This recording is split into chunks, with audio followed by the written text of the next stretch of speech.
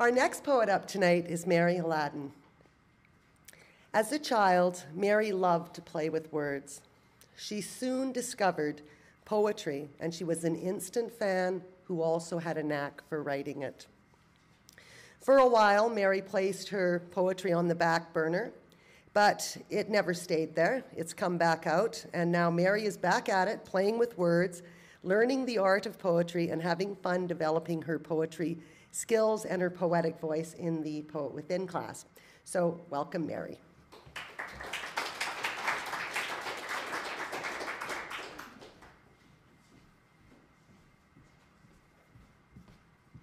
It's my pleasure to read to all of you tonight. Thank you for coming to listen. The first poem I'm going to read was inspired by a photograph, and it made me think about the meaning of my life. It's a seashell. A dune buggy inscribes its signature, etches the tire tracks along the sandy beach. They remain until the high tide washes them away. What will be my legacy that time will not erase?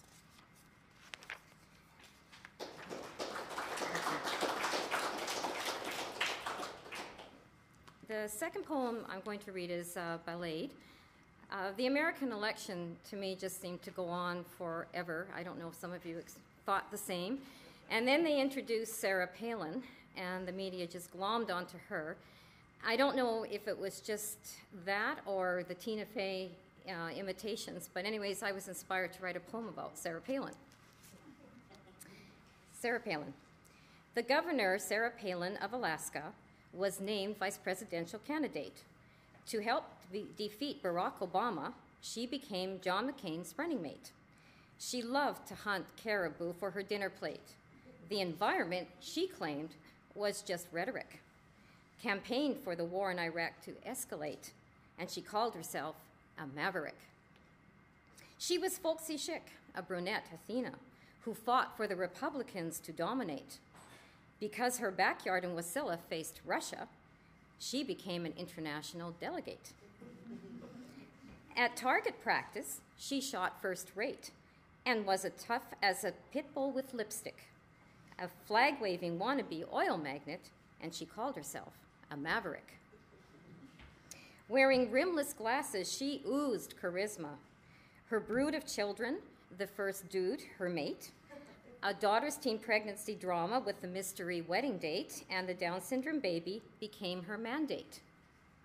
She preached a family first kind of politic, a soccer mom, a right for life advocate, and she called herself a maverick. The G's in INGs she didn't articulate. She played the flute and winked for her shtick. But she didn't convince the American electorate. Still, Sarah calls herself Maverick.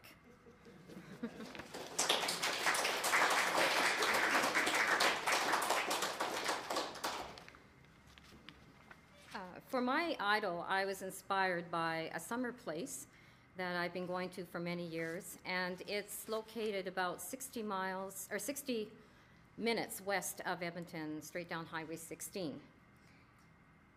Summer at Pembina River Provincial Park. The wild West River roams along the canyon walls. Rapids froth and foam swirl down chutes and waterfalls. Around a bend, the Pembina twists so slow, it forms a swimming hole we locals know. The chasm floor is littered with cars, trucks, and SUVs, in clusters crowded under the shades of evergreen trees. The picnic tables and fire pits line the shore like trimming, reserved with coolers and folding chairs for their owners gone swimming. The beach is a kaleidoscope of towels, umbrellas, and sun-baked bodies, while water babies soak, laugh, and play on inner tubes and floaties. And when the idle days of summer eventually do end, the memory of our oasis will linger like a friend.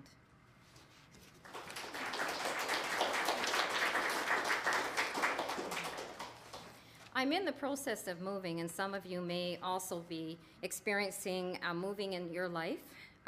So for my free verse, I was inspired to write, "Moving On." My rooms are a sea of green garbage bags and white-lidded boxes. Decisions I have made, what to take, to donate, and throw away. All bundled up, they look identical. Their wrappings are equalizers.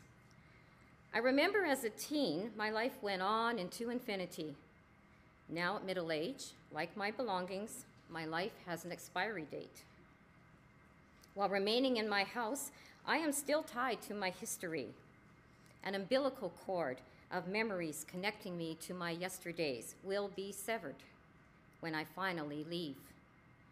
There will be a last night, a handing over of the house key ceremony, a final drive away, a farewell glance in the rear view mirror, as the labor pains of my moving on deliver me from the womb of my past, and I am born into a new beginning.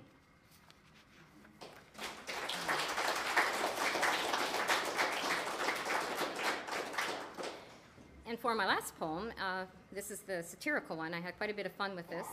I don't know if some of you have the experience of having an investor-owned home next to you and having a series of very interesting renters as a result. Last summer, I had a rock band move in. And they moved in on June 29th, and they left on September 30th, a total of 93 days. Not that I'm counting. So this is to the boys in the band. Oh, dearly departed rock stars next door.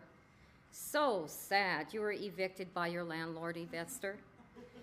One fall night, you left without saying goodbye. And so belatedly, please, let me try. I was on my deck reading, enjoying the sun, when I first noticed you outside, cleaning your gun. I called out, hello, asked, where are you from? Cape Breton, you said. We are seeking stardom. Canada Day, you toasted with shots of rum and lead. I told you to stop or you would be arrested. How I love the vibrations of pounding drum beats with shrill vocals and guitar riffs that echoed in the streets. Your house morphed into a band rehearsal hall. Too bad someone made a noise complaint call. How fondly I remember the fragrance of smoke. You loved to build fires, then drink, sing, and toke. And when you used up all the logs of birchwood, you smashed tables and chairs, burnt anything you could. How I miss the all-nighters of booze along and shout. I so regret when you boys were suddenly kicked out. I'll be sorry if that house eventually does sell. Imagine, no more neighbors, just like you. Thank you.